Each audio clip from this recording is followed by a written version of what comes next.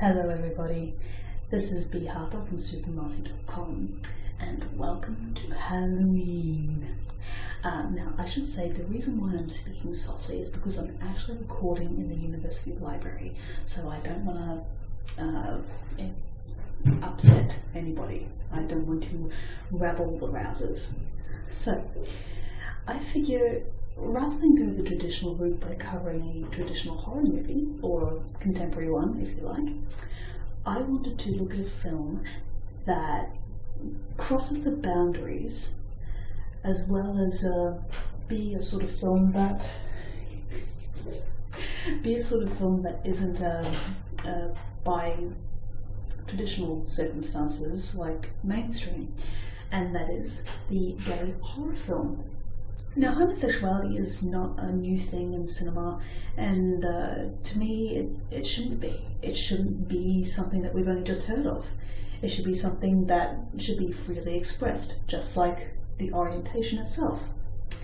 But one of the best gay horror films I've seen also happens to be a slasher that follows pretty much the very same formula as your conventional Hollywood slasher, but just with gay characters, like gay male characters. And that film is Hellbent, made in 2004. Now, Hellbent was directed by a fellow named Paul Etheridge Ozatis. I'm probably really butchering that name, but it's a film that ran the circuit of the Gay and Lesbian Film Festival over a period of 2004 and 2005, and it came out in limited release in 2006. So it came out a while ago, but I managed to actually buy it on DVD at a sale. There was only one copy there, and I had heard of these really good things about this movie, and I figured, you know what, I'm going to pick this up for myself and I'm going to see, what the fuss was about. And you know what, I think it's a really decent slasher film. Slasher movies, you can't really expect too much from it. I mean, if you do that, you're kind of setting yourself up for disappointment. But with Hellbent, it manages to turn the convention on its head without, insulting the slasher genre. Now, all of the cast are very good-looking male actors, very, very good-looking, and but also they managed to turn the tropes in traditional slasher films on their heads. I mean, obviously there's no female virgin characters. All of these male characters are particularly promiscuous in terms of, they enjoy sex, and who doesn't? And just the way the film plays out, it has a very sort of formulaic structure, and has perhaps the best slasher villains I have seen. It's this devil. You don't really know too much about him, but he has a real taste for blood, and he's a very violent individual.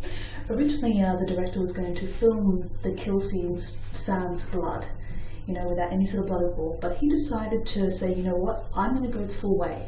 I am going to basically do what the traditional slasher does and just, translate it into, the gay genre, and really there's no difference.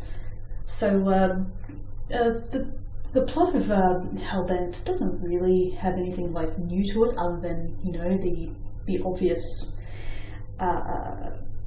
fact that all the characters are homosexual, but it is still a good movie. It is still a very good movie, and I would recommend it for anybody who wants something different in their films, who wants to sort of broaden their horizons, so to speak. And Hellbent is a really good step in the right direction. As far as I'm aware, it is the first gay slasher film, and I can't say I've seen very many, and that to me is a shame. I mean, why does the film industry, tend to favour the heterosexual gays? Why does it need to have male and female characters, all of which are heterosexual individuals? Why can't you just have characters that just happen to be gay, just happen to be lesbian, just happen to be transgender, and yet nothing is said about that. I mean, no attention is drawn to it, I should say. Where in like traditional films, like not just horror, I'm just talking about the general sort of wider spectrum of things. Like whenever a character is gay, attention is always called to it, even though it doesn't need to be. Why do we care? So anyway, going back to Hellbent, I strongly recommend it if you want something different, if you want something that is beyond your pond. I definitely say check it out. It's got some fantastic gore in it. If you are a slasher fiend, you will not be disappointed. But if you're one of those people who are like, ugh, gay people, ugh, I don't want to see that, grow the fuck up. Seriously. You're not impressing anybody. You're not proving that you're a better person. You're just being pathetic. The world's moved on, so you should too. All of you should. But to those of you who have open minds and are tolerant and are generally very good human beings, congratulations.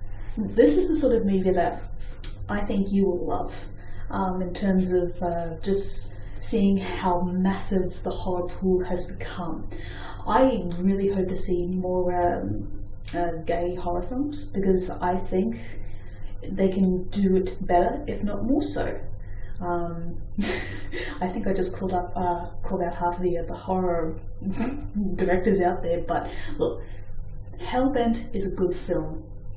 It's good because it thinks outside the box, so to speak, and also it's unafraid, it's fearless, and that's what a horror film should be. A horror film should just like say, you know, screw this, I'm going to tell a story, I'm going to show these characters, and I'm going to do whatever I want in order to reflect how I feel back at the audience.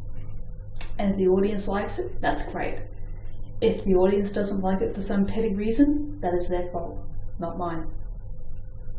So yes, Hellbent 2004, I strongly recommend. It's very entertaining, very good fun, and very visually impressive, and I'm not just saying that because of the very good looking male cast. I say check this one out, and you know, keep an open mind, and I'm fairly certain that you will like it. So yes, Hellbent, 4 out of 5. And the only reason why I deduct a point is because there is like some sort of plot holes in the story, and it's not flawless storytelling, I tell you that. But, you know, what film really is perfect? So yes, check out Hellbent, and I shall see you around the corner.